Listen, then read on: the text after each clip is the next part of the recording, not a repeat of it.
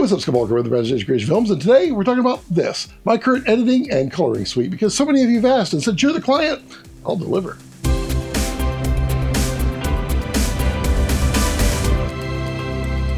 So many of you have asked about what I use to edit, what I use to color grade, what I use for monitors, computers, all of the above. So today we're going on a tour. Why? Well, because very shortly this has got to be dismantled and taken to Alaska. So it felt like a really good time to do it now because I don't know what it's going to come next. But let's dive into this. So you're looking at the back of my head, which is a really strange thing. Let me just move over here to the side and just kind of give you an overhead as I weirdly talk to the camera. Overall, I edit with a MacBook Pro M1 Max, which is sitting right over here behind the signature red cup. See, it's right here. And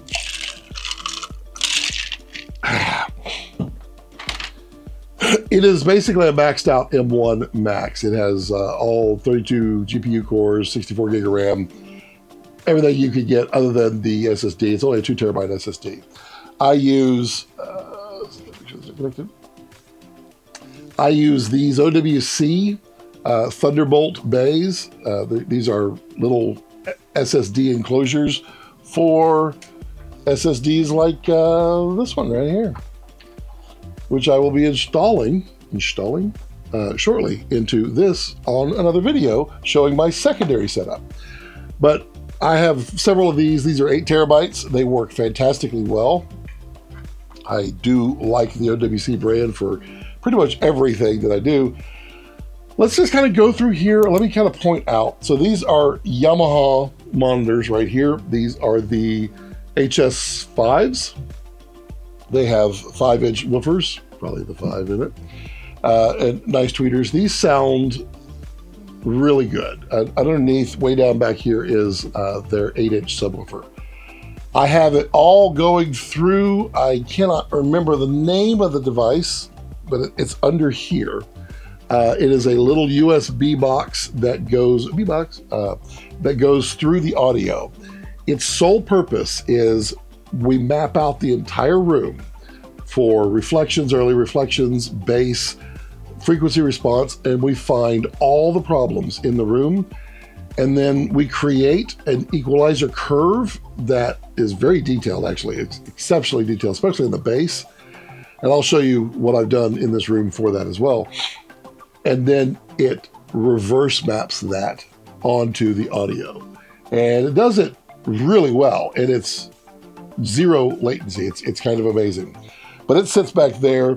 We have an RME audio interface, USB audio interface. It works exceptionally well. It's very low latency, has lots of inputs, and is expandable. It's great audio interface. And I use that also for my music making, which is, well, right here. There's the 88 note keyboard controller. That audio is obviously going back in here, and I have a Thunderbolt dock here, Thunderbolt 3 dock. Hopefully Rex didn't just knock that camera. This goes into the MacBook Pro.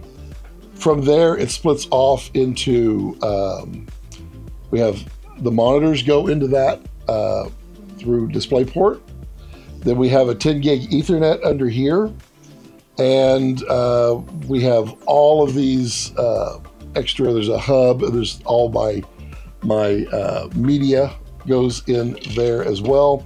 And then I have a floating one here. It's Thunderbolt connection, so I can plug in like the OWC reader here, Sabrent reader, all the various readers that I have. I have back behind here is my, well, that was rude. Let's just go back and, there we go. I have the new Blackmagic Micro. Oh, that's what I keep doing, isn't it? Am I hitting pause? There we go. This is the new Micro Color Panel. And, you know, I was really, at first, kind of a little concerned about the lightweight trackballs that I had the micro panel before, which had the nice heavyweight trackballs and the rotary inputs. I don't mind it. I really don't. I find that I work just fine with it. And this has so many more buttons than the micro did. The mini has about the same buttons and a few more features, but it's a lot more expensive. Here is my keyboard, and this is a Keychron. I use mechanical keyboards. I am just that weirdo way that I have to have that mechanical kind of feel, but this is a low profile. These are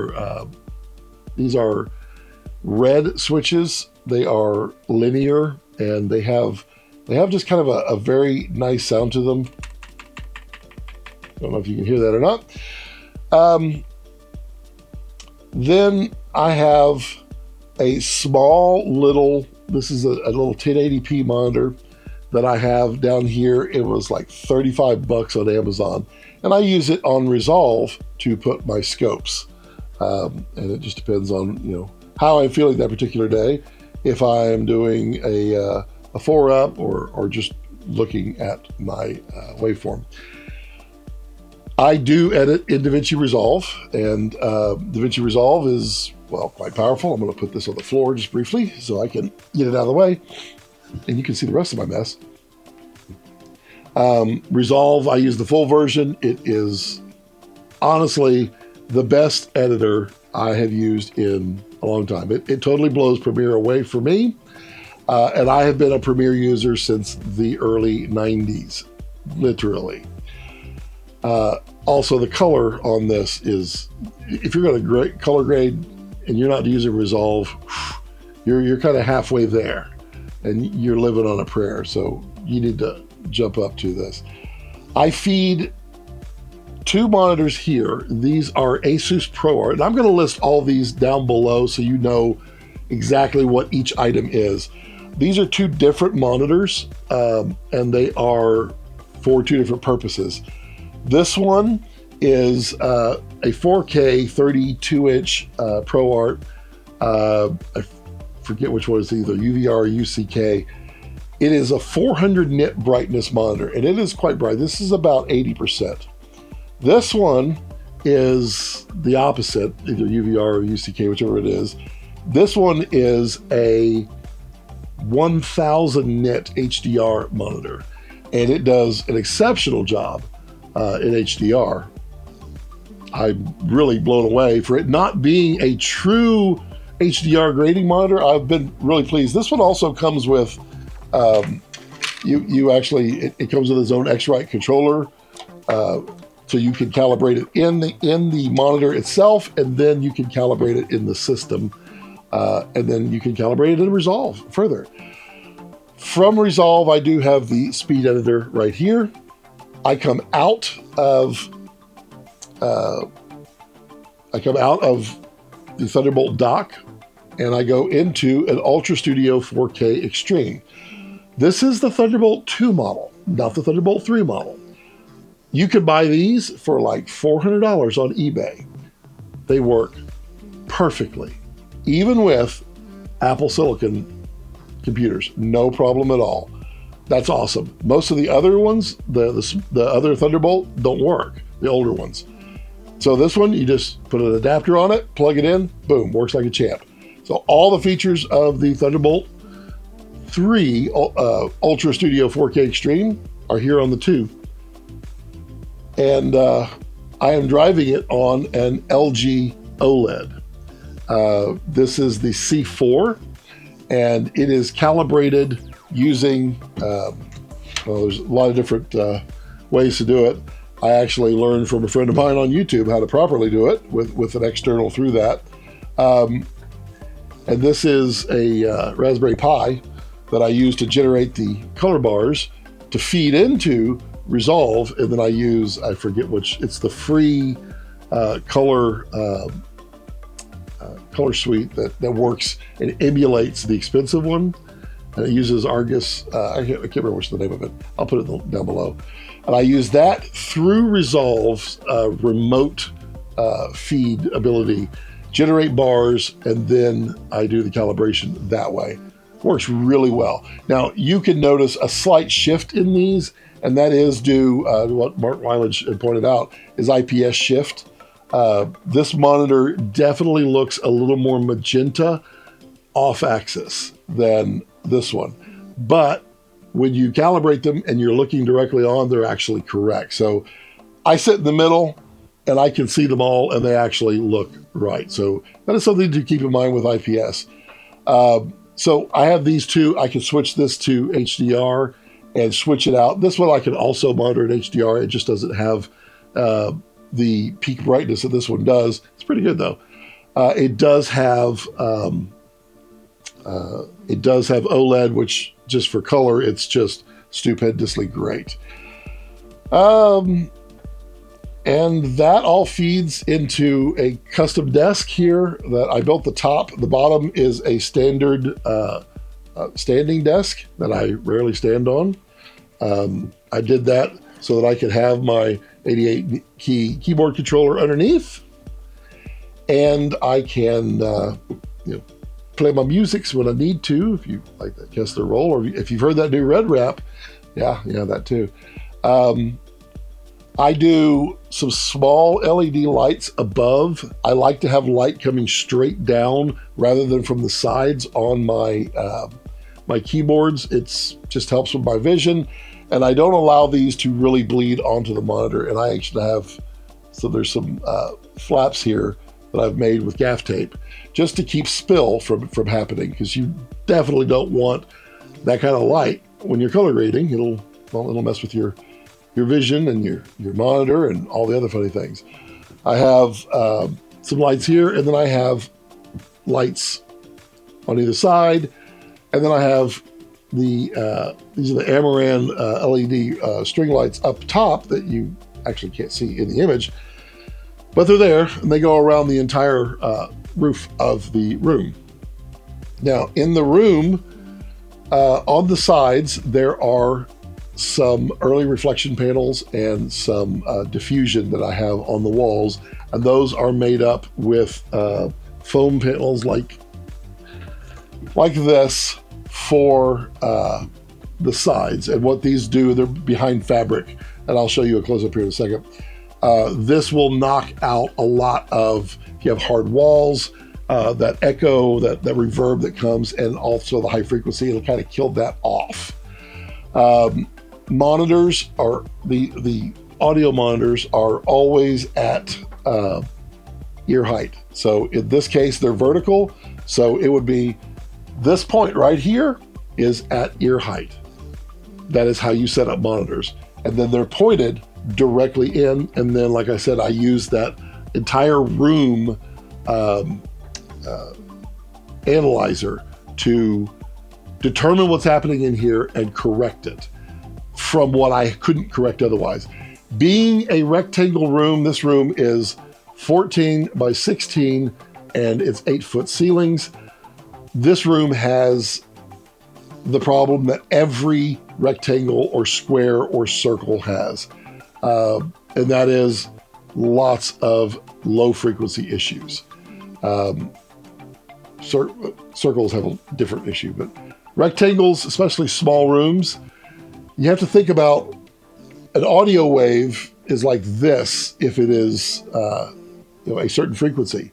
If it's a higher frequency, it may be like this. If it's a low frequency, it may be so dramatically slow or long that it actually can't exist in the room. So for audio, and why good audio is important in here, if I'm here and I'm listening, that sound will bounce off this back wall. If that's a hard wall, then whatever bounces off there comes back to my ears. And that's room tone is what we call it. Well, it's a different room tone, but it's the tone of the room, not the sound of the air conditioner like we do in capturing location audio.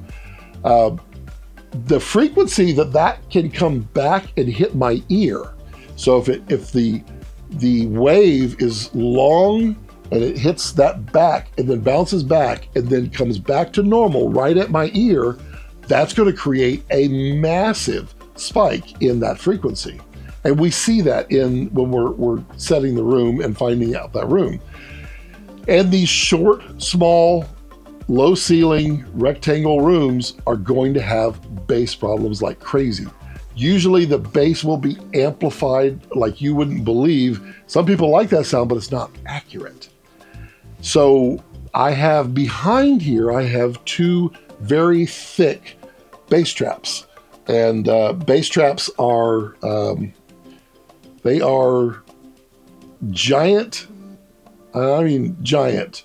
They're huge. Let me just zoom out just a little bit here so y'all can kind of see the rest of the room and understand what I'm talking about. So these are the diffusers here, and there are 3 on this wall. There are 2 on this wall because I couldn't put one more there for other reasons. But the bass traps behind are they're about 8 inches thick, and they have rock wool insulation in them, and they are packed full. And the idea is it will absorb all those really low frequency waves. And there's still a little bit left, but it absorbs most of them, which brings down that peak that happens and kind of makes it a little more manageable so that the EQ can go and bring it back down to reality. Trying to think of what else is there. You can actually see the rope lights in here. Above me is what they call a sound cloud. And a sound cloud is also to help kill off that reflection, that reverb, that room tone that's happening. From here, if it bounces up, and it will, because audio could go in all directions from the emitter. It bounces up and back down to my ear. I'm going to get a whole lot of reverberation and some accents from the higher frequencies up top, and then any frequency that can hit here. Any frequency, let's just say that 110 hertz, I don't know the number right off my hand, 110 hertz is the distance to hit that back wall and come right back to my ear with one cycle. Then 220 hertz is 1 octave above. It would also do the same effect in my ear. It just would go one time, bounce off, go a second time, and then back to my ear. 440 hertz would happen 4 times. 880, 60, you go from there, you double it. Every frequency that hits there, if you double it, it's going to also have a peak. So we're trying to kill that off, and we're doing that also here. Inside here, this is a very large floating, it's hung by chains up there, and it is large, and it's full of rock wool as well. And that will kill off bass this direction, so it can't bounce and hit the floor and back to me either. But it also kills off the high frequency. All of this to basically let me edit in real time, 8K video and high quality audio in this studio, the best that I can. This is not a high-end color workstation. This is not, I am not a professional colorist. I guess I'm a professional editor technically, but if you go to a real studio's color suite or a real contractor studio color suite, it's going to be way, way, way more in depth than this one. And I would love to interview Mark Weilage. Hey, Mark, if you're listening. And him walk through his. I've been to his color suite, and I don't know if he is protective of how it's all done, but it is amazing all the work that he does in his. But I just wanted to get this video out there showing all what I have here and why. Because you asked. The next video, I will show you the tiny edit station, which is right over here, that my wife uses. Oh, this is my 3D printer now. I have my Bambu Labs. My wife now edits on this one, and I also use it for remote render, and that's all with the M4 Mac Mini. It's kind of amazing. So, yeah, that's it in a nutshell. Please ask all the questions, and I absolutely would adore you. If any of this stuff is interesting to you and you wish to purchase it, please use my affiliate links down below. It really does help the channel, and I'm going to need all the help I can get here in the next year with my move to Alaska, because woo. And so anything that you can do to help really does help. You know what you also can do to help is you could become a channel member, which gives you some little early access to a lot of things. And you also get to be part of the Cool Kids Club, like these fine individuals. And always, as I like to leave it, don't let your passions center around your life. Let your life center around your passions.